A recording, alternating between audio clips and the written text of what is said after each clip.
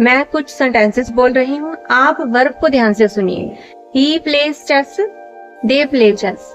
She cooks food, we cook food. There is a problem, there are many problems. अब कुछ students इस बात को लेकर कंफ्यूज रहते हैं कि सभी सेंटेंसेस में वर्ब चेंज क्यों होता है। तो इसका एक सिंपल लॉजिक है, जैसा सब्जेक्ट वैसा वर्ब। इसी को कहते हैं सब्जेक्ट वर्ब कनकोड। तो आज की इस वीडियो में हम यही सीखने वाले हैं कि सब्जेक्ट वर्ब कनकोड क्या होता है, क्यों होता है, और इसके सभी रूल्स एग्जाम्पल्स के साथ बहुत ही आसान भाषा में हम सीखने वाले हैं। तो वेलकम आप सभी का। मैं रुपिंदर कौर हाजिर हूँ अपनी बातें लेकर। आज हम बात करने वाले हैं इस टॉपिक पर।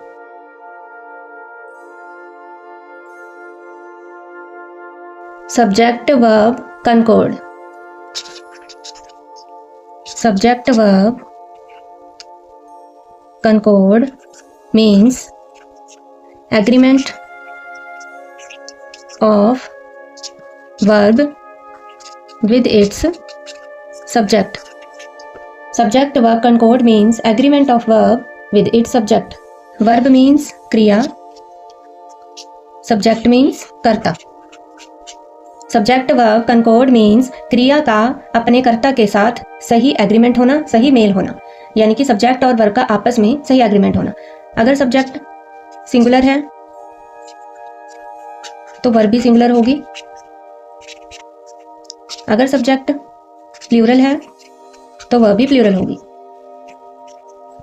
कहने का मतलब है कि वर्ब हमेशा सब्जेक्ट के सिंगुलर और प्लूरल के अकॉर्डिंग होना चाहिए, जैसा सब्जेक्ट वैसा वर्ब। तो इसी को कहा जाता है सब्जेक्ट वर्ब कनकोड, आपस में इनकी मैचिंग होना, सही मेल होना और सही एग्रीमेंट। अब देखिए व्हाई इज इट इम्पॉर्टेंट। तो देखिए, अगर सेंटेंस बनाते समय सब्जेक्ट के साथ सही वर्ब का यूज करेंगे तो ग्रामेटिकली मिस्टेक्स नहीं होती, जिससे मीनिंग क्लियर रहता है और राइटिंग और स्पीकिंग स्ट्रांग बनती है।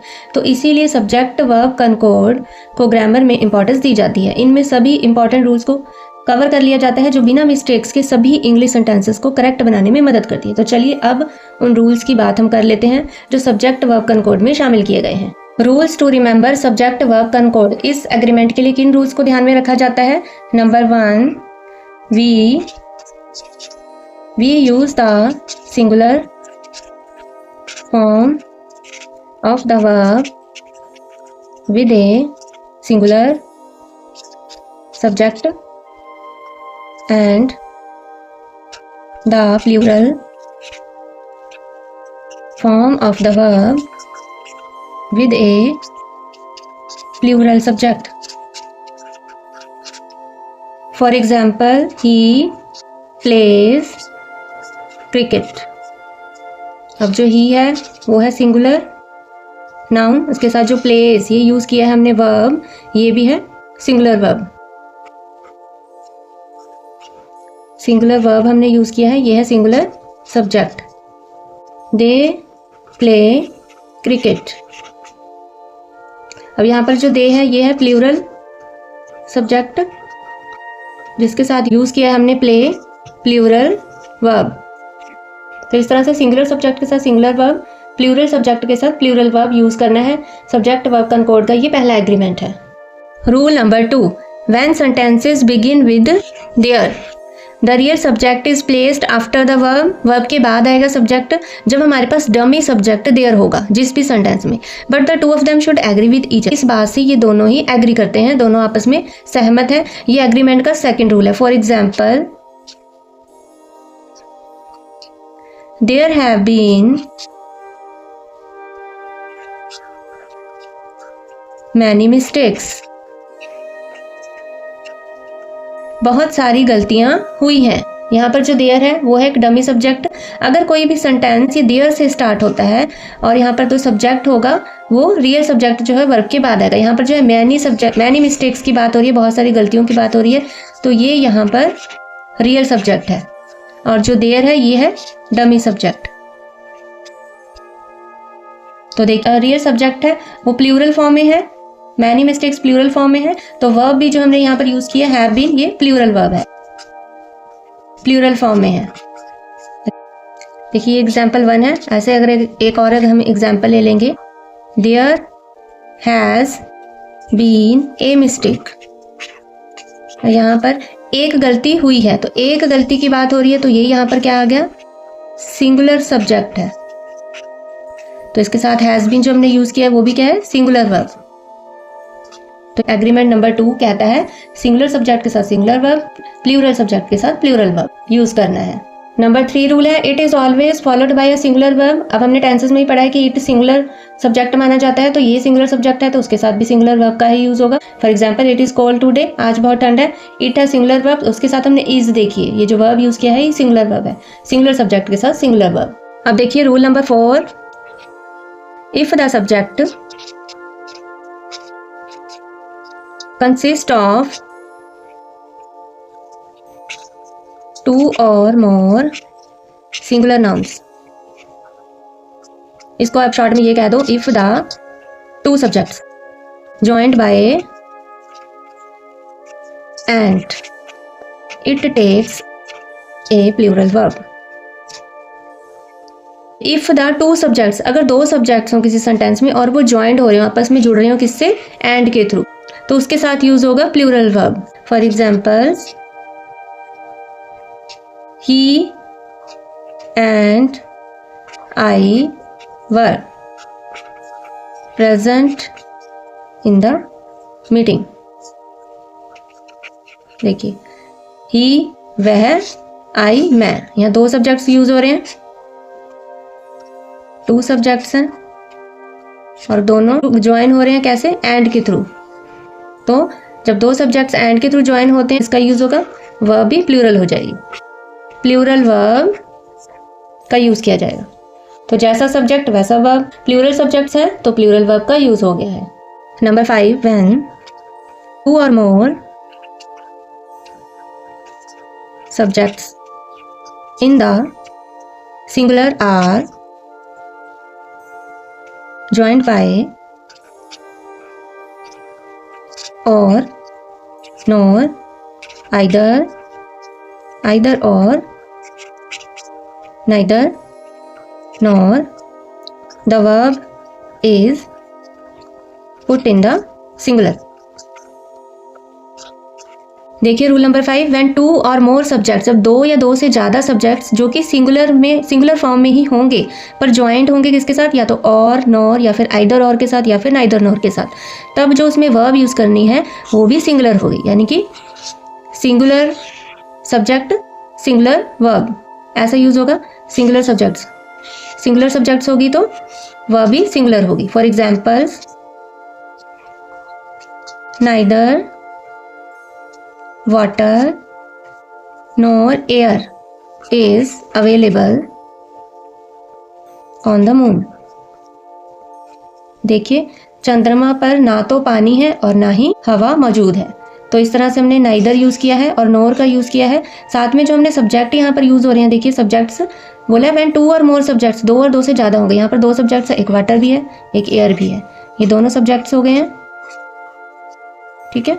और साथ में ये ज्वाइंट किसके साथ हुए, नाइदर नॉर के साथ ज्वाइन हो रहे हैं। यहाँ पर सब्जेक्ट्स 2 से ज़्यादा हो गए लेकिन है सिंगुलर, वाटर भी सिंगुलर है, एयर भी सिंगुलर ही है। जैसे सन सिंगुलर फॉर्म है, सिंगुलर यूनिट है, मून सिंगुलर यूनिट होता है, ऐसे वाटर और एयर भी सिंगुलर यूनिट माना जाता है। तो सब्जेक्ट्स सिंगुलर हुए तो हम इसके साथ जो ये वर्ब यूज़ करेंगे इज, वो भी सिंगुलर होगी, सिंगुलर वर्ब का हम यूज़ करेंगे। Singular subject singular verb. Number 6, some nouns